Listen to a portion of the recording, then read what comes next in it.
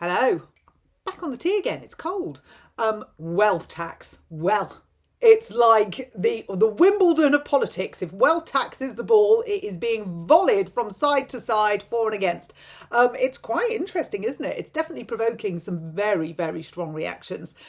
It will come as no surprise that I have a reaction. I shall share mine with you in a minute. Oh, on sharing, we're nearly at 32,000. Come on, guys. Please like, share and subscribe. Do you know, I've just called you guys. I tell my kids all the time, please don't use guys. I've been teenaged. What can I say?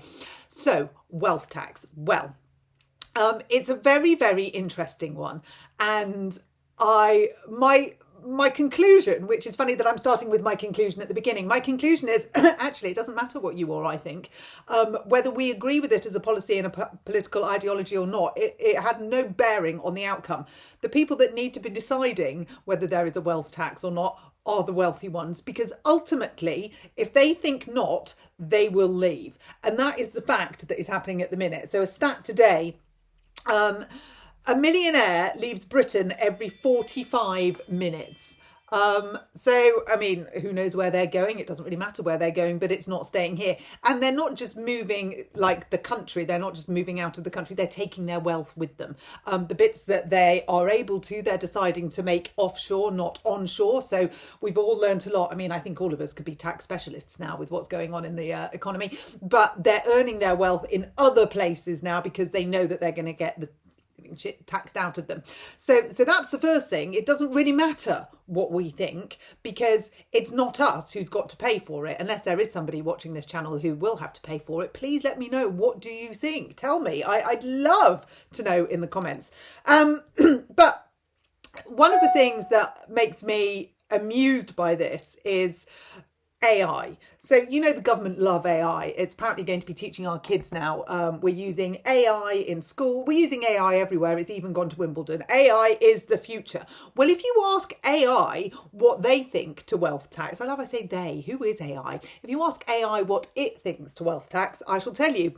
It says, no, wealth taxes don't work well in practice. They raise paltry revenue under 1% GDP in most cases, trigger capital flight like Sweden and France, where the rich bolted, hamstring growth by discouraging investment. So it's clear that AI is not a fan of wealth tax. Now, the wealthiest 1% currently cover 30% of what the government is spending. At the rate this government is spending, that's a lot of money, isn't it? I mean, we're borrowing, actually. We're borrowing an awful lot. So the wealthiest 1% are currently covering 30% of government spending.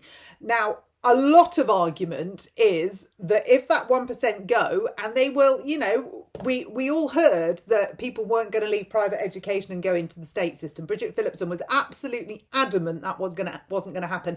I don't accept that, is what she said. And then it happened.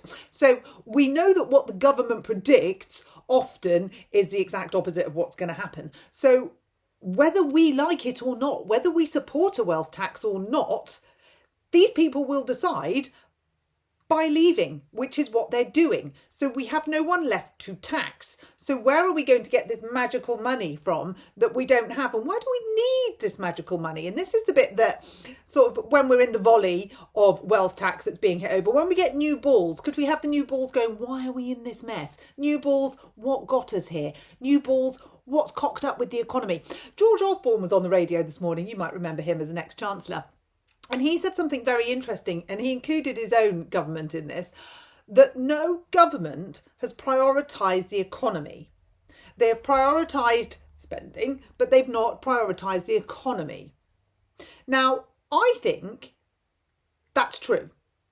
I absolutely go with that. Now, of course, I understand that we need to prioritise all the bits in society that need prioritising, but it feels like we've never been run as a business. We've never been run as something that actually needs to make money so that we can spend it.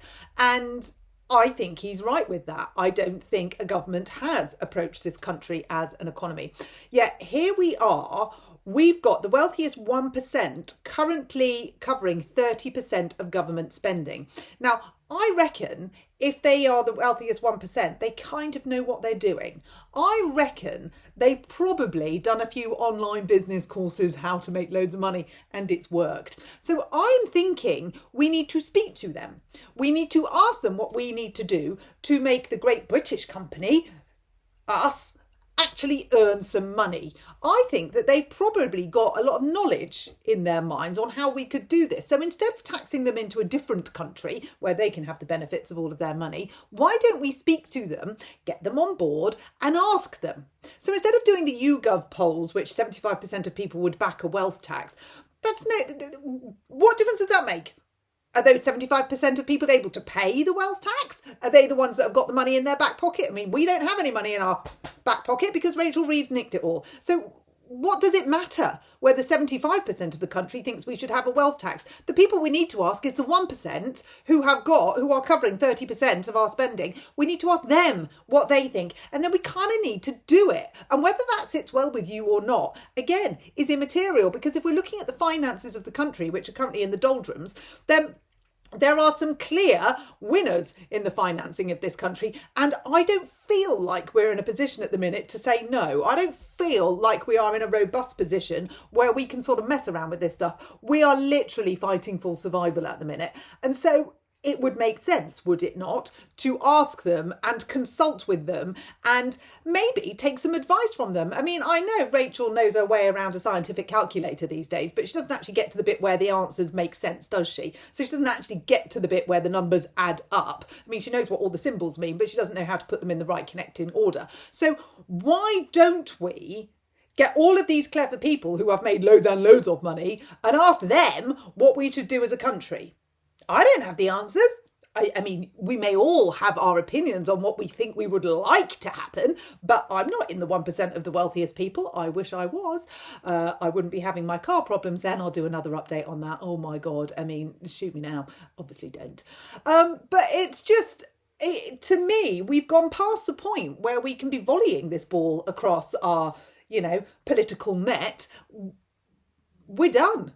We have no money. We are borrowing at a rate of knots, at rates that we can't afford to pay back. So now we're coming up with another tax to get us out of the hole that we've got ourselves in. We really, really, really, really, really need to be saying to the people that actually know, what do we do? Could you please help us? And then I feel like we might be able to get ourselves out of this hole. But what do I know? Sitting here in my little snug with no economic background whatsoever other than just lived experience. And I have no doubt that in the comments there'll be lots of things about that. Go for your life. But that's my commentary today. I feel like it doesn't matter whether 75% of people think we should be taxing the wealthiest or not. What matters is what that 1% think, because that 1% hold all the cards at the minute.